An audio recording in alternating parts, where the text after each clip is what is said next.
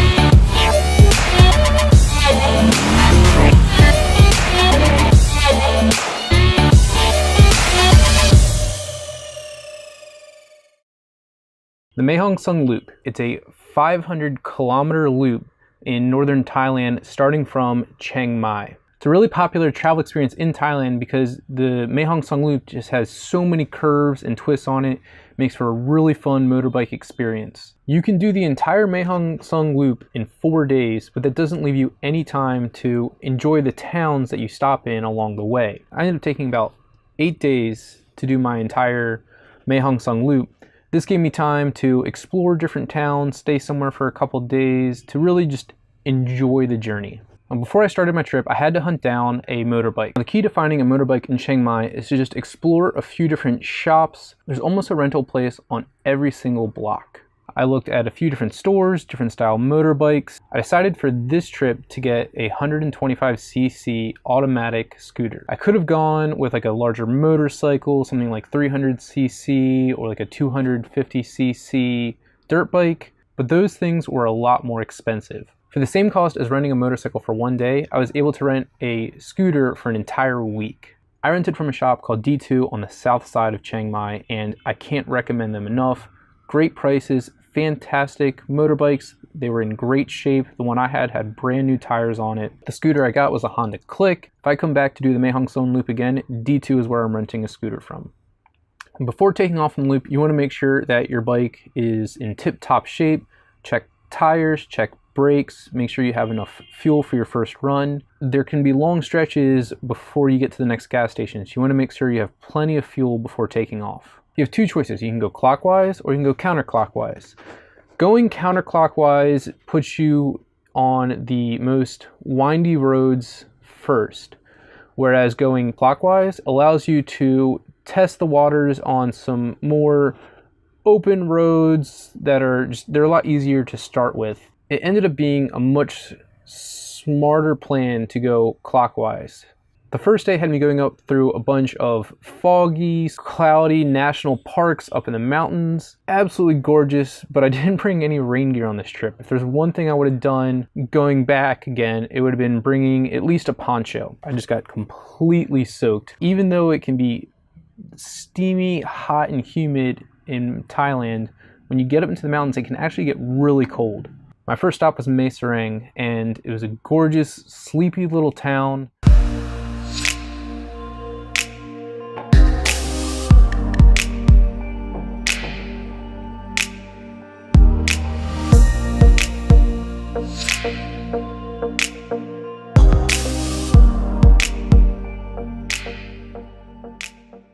I ended up staying at a place called Northwest Guest House. The guest house I was in, it was primitive, but it had everything you needed. It even had free coffee in the morning.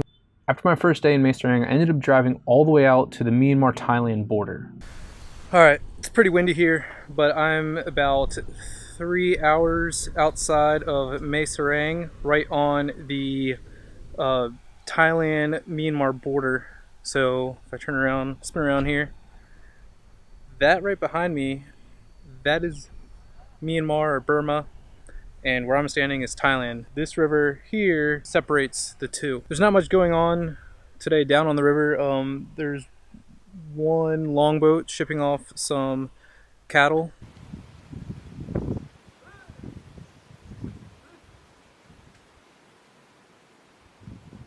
And that's the boat right there that they brought the cattle in on. Rain's starting to come in. The path out to the border was actually pretty nice. Lots of nice curves and twists up through the mountains.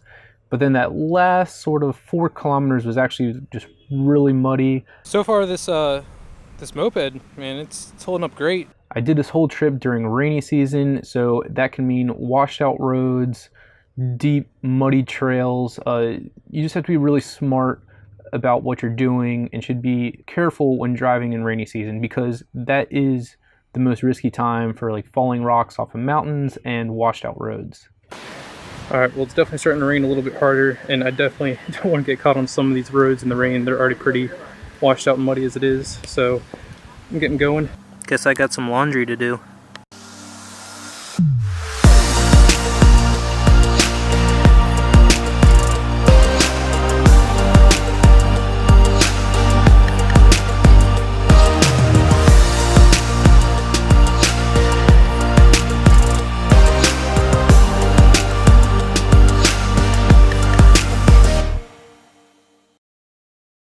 My whole experience here in Mae Hong has just been absolutely incredible. It's one of the most beautiful towns in Thailand that I've been to yet. Fortunately, it's my time to move on, so I'm back on the road today, headed towards Mae Hong Son. The road between these two towns really opens up, so this is where most people that have a motorcycle enjoy the trip the most, because they can really take advantage of the larger engine. With a 125cc motor, I still had a ton of fun. You can really just rip around. For the average rider, it's plenty fast enough. You can get up through all the mountains, no problem. Now, Mae Hong Son, I didn't actually end up staying there all that long. They're mostly just historic temples to check out there. With the sheer number of temples to explore in Thailand, you really just kind of get burned out on exploring temples after a while. This meant that first thing in the morning, I hopped back on the scooter and took off for Pai.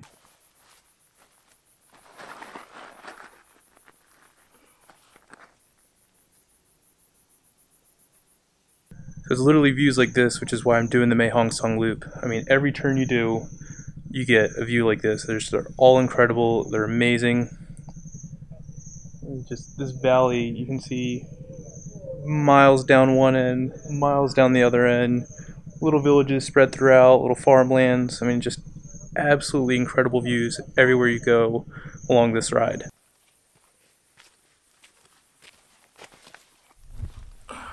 There's tons of hiking trails all along these roads, so whenever you want to take a break from driving, you just hop along one of these trails and go check things out.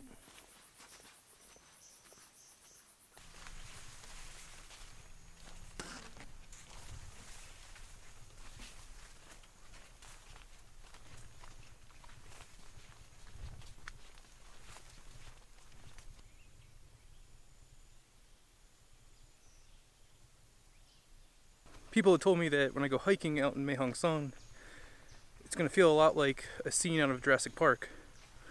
Yeah, I'd say that's pretty accurate. Is the road that way? Or was it that way? I'm just kidding, I know where I am. It was this way. Yeah, no? I think it was this way. Now they call this valley the Sea of Mist.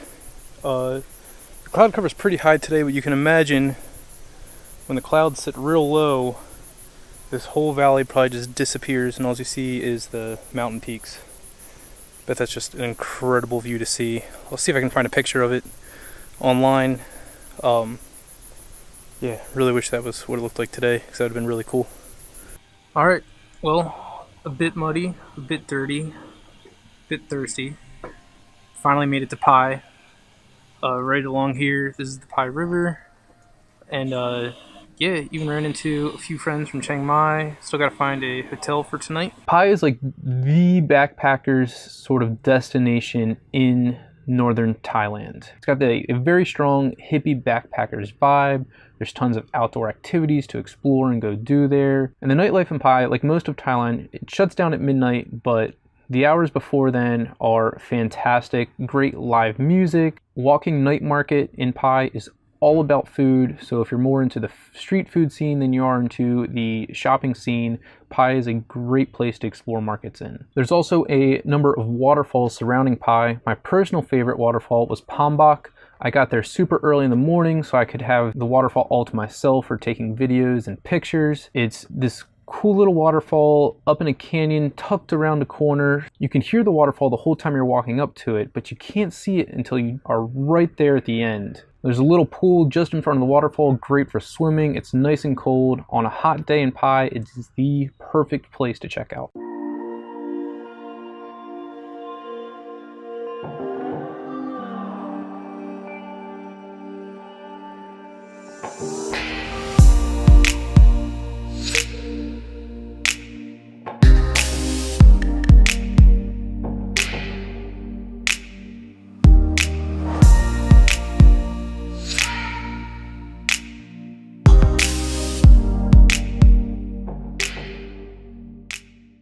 I also caught up with a few friends that I met in the city, and we went to explore Pai Canyon. Pai Canyon is a crazy network of steep ridges with very large drop-offs.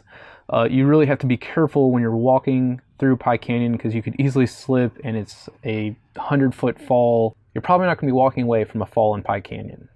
I only planned on staying for a day or two in Pai, but it ended up being so fantastic that I doubled my stay there. The food was cheap, the live music was excellent. I really enjoyed my time in Pai and can't recommend it enough. Now the last leg of the Mae Hong Son Loop is the run from Pai back to Chiang Mai. This is the most famous part of the Mae Hong Son Loop because it contains the majority of the twists and turns. The turns are super sharp, hairpin turns. They're really fun to rip around. Of course, you still have to be careful. The way people drive in Thailand can be really risky. Cars absolutely have right of way. It's not uncommon for cars to pass each other coming into your lane, so you really have to watch your lines as you're driving through the mountains. Last 3 hours of my trip through the Mae Hong Son Loop, it started pouring and didn't stop for the next 5 days while I was back in Chiang Mai. So I don't have much video of me finishing the trip, but the entire experience altogether was absolutely incredible just because of the sheer beauty that is in northern Thailand. I did the trip solo, but I would really look forward to doing the Mae Hong Son Loop again with a friend or family member. It was such a great experience, I seriously contemplated getting back on the scooter and going around for a second lap. It's that great of a trip.